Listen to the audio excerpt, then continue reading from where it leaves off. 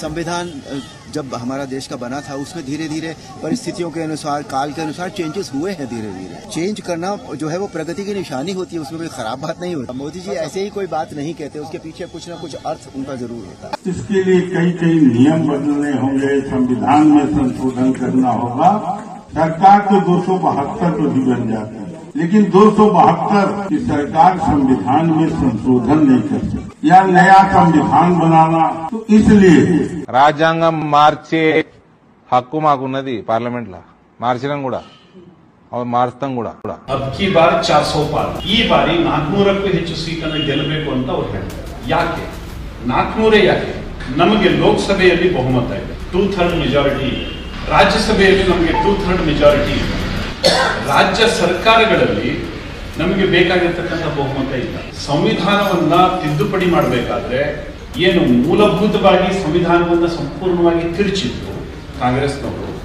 इस केस में कई कठोर निर्णय लेने पड़ते हैं, उनके लिए हमें संवैधानिक बदलाव करने पड़ते हैं। अगर संविधान के अंदर हमें कोई बदलाव करना होता है, उसके लिए लोकसभा और राज्यसभा दोनों की उसके अंदर अमल चाहिए। वो तो चेंजेस जो भी आएंगे आएंगे, पहले भी तो आए, 370 भी तो हमने किया क्योंकि हमारी मेजॉरिटी। ऐसे बहुत सारे डिसीजंस आगे भी लेने हैं ना, लेने हैं बिल्कुल, और उसके लिए जरूरी है कि हमारी मेजॉरिटी होनी चाहिए।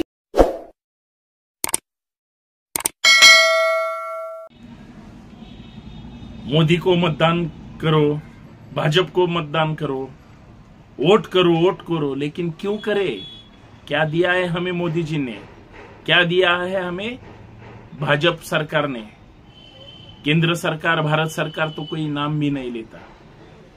मोदी सरकार ने एक ही काम किया है, आधार कार्ड से पैन कार्ड लिंक करो, केवाईसी जोड़ दो, पैन कार्ड से आधार कार्ड जोड़ दो, खत्म। 5 साल उसमें ही गए। दूसरा, फिर एक बार मुद्दा लाते हैं और कहते हैं हिंदू खतरे में है, और उधर ट्रिपल तलाक की बातें करते हैं। उन मुस्लिम महिलाओं को खुश करते हैं, लेकिन इधर कहते हैं हिंदू खतरे में, मुस्लिम को देख लो। अरे ये कैसी राजनीति है? अरे इतना कोविड आया, प्रधानमंत्री का काम होता है लोगों को बचाना, लोगों की देखभाल करना। कौन जिंदा है, कौन मर गया, उनको सब मिलता है क्या? हमारे प्रधानमंत्री आपके मोदी साहब कहते हैं तालियां बजाओ, दिए जलाओ, थाली बजाओ। ये प्रधानमंत्री का काम है क्या? मशाल जलाओ। लोग घर में मर रहे हैं, घुट घुट कर मर रहे हैं और डर डर कर मर रहे हैं, और ये कहते हैं बजाओ ताली, बजाओ थाली। खाने को मिले या न मिले, आप बजाते रहो। ये भी मुद्दा अगर कम पड़ता है तो मोदी जी कहते हैं हमने किसान को 2000 रुपए दे दिए, साल में 6000 रुपए दे दिए, यहां से दिए, वहां से। अरे आपने आपके खिस्से से दिए क्या? इस देश के हर एक लोगों ने जो टैक्स दिया है सरकार को, वही टैक्स को लेकर जो टैक्स मिल जाता है सेंट्रल गवर्नमेंट को या स्टेट गवर्नमेंट को, उनमें से 0.5% भी नहीं होगा। अगर किसानों को देते, आप उपकार करते हैं, आपकी कोई जिम्मेदारी नहीं है। सब डरते हैं लोगों से और काम करते हैं मोदी जी का। हमें कोई परवाह नहीं है, लेकिन आपको जो संधि मिली है लोगों की सेवा करना, आप लोगों के भावनाओं के साथ खिलवाड़ करते हैं और आप करते हैं अब की बार मोदी सरकार, ये मेरी गारंटी। कौन सी गारंटी है? अरे जिन किसानों को गांव में बिजली नहीं मिलती, आप कहते हो अभी सब किसान ऐप आ गया है, उस पे आपका जो भी कुछ फसल मिलेगी या मार्केट में ले जाओगे, आपके यहां से ही सब कुछ होगा। अरे पहले बिजली तो चाहिए, मोबाइल वो चार्जिंग तो चाहिए। सब दिखावा है, दिखावे पे मत जाओ, अपनी अकल लगाओ। एक बार सोच लो, चुनावी जुमले शुरू है, सब मतलब की दुनिया है और मतलबी हवा घूम रही है। अगर आपको 10 साल का हिसाब लेना हो तो 10 साल का क्या क्या आपको तकलीफ का एक चार्ट निकालो। मुझे ये हो गया, मुझे वो हो गया, ये ऐसा किया वैसा किया, और वो सब 10 साल सोचो कि जिस सरकार ने हमको तकलीफ दी है अब उनका बदला लेने की बारी आ गई। मैं ऐसा नहीं कहूंगा कि मोदी साहब को आप वोट मत डालो।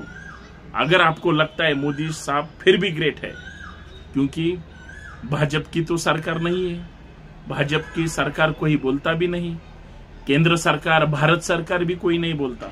मोदी सरकार कौन है? ये मोदी क्या किया है इन्होंने? इनका जो आरएसएस का संगठन है वो सब लोगों को हर जाति धर्म और सनातन धर्म के नाम पे सबको इकट्ठा करके लोगों में बांटने का काम करते हैं। हम बोलते हैं आरक्षण चाहिए, वो बोलते नहीं मिलेगा। हम बोलते हैं जात निहाय जनगणना करो, वो बोलते नहीं होगा। हम बोलते हैं किसानों को जो फसल उगाते हैं उनको एक अच्छा भाव मिले, नहीं देते। हम बोलते हैं किसानों को स्वामीनाथन आयोग लागू करो, उनके जीवन में अच्छे दिन आएंगे, वो करते नहीं। क्या है? हमें ये सब हमारे दिमाग में है कि नहीं? साल में 2 कोटी रोजगार देने वाले थे, 10 साल में कितने कोटी हो गए साहब? 20 कोटी। अरे 10 लाख भी नहीं दिए, 75,000 के 2 प्रोग्राम ले लिए, खत्म। आप अगर सुनोगे तो सोचकर हैरान हो जाओगे। जिस लोगों को, किसानों को 2-2 हजार 6-6 हजार रुपए दिए, उन्हीं लोगों के पास अगर जिला बैंक का कर्जा हो या घर का कर्जा हो या कुछ अलग कर्जा हो तो उनको तो कर्ज माफी भी नहीं हुई। पहले वो भरो, बाद में ये ले लो, वो तो छोड़ दो। हमने अगर लोन लिया होगा तो हमारे सिर पर बैठकर वो वसूली करते हैं। और इस देश के पूरे लोगों को प्रधानमंत्री महोदय के सामने चूना लगाकर जो भाग गए काला धन लेके, यहाँ का व्हाइट रुपए वहां लेकर भाग गए, कोई नहीं बोलता। सबसे बड़ी बात ये बात बहुत डेंजर है। हमारे पास अगर 10,000 भी कर्जा बचता है तो सब सील कर देते हैं और हजारों करोड़ रुपए अदानी अंबानी का कर्जा माफ करते हैं, अन्य लोगों का माफ करते हैं। हमें कोई डर नहीं होता। कब हम जागेंगे, इस पर कब बोलेंगे, ये हमें सोचना होगा। थोड़ा दिमाग पे जोर डालो, थोड़ा कुछ तो भी सोचो, तभी आपके समझ में आ जाएगा।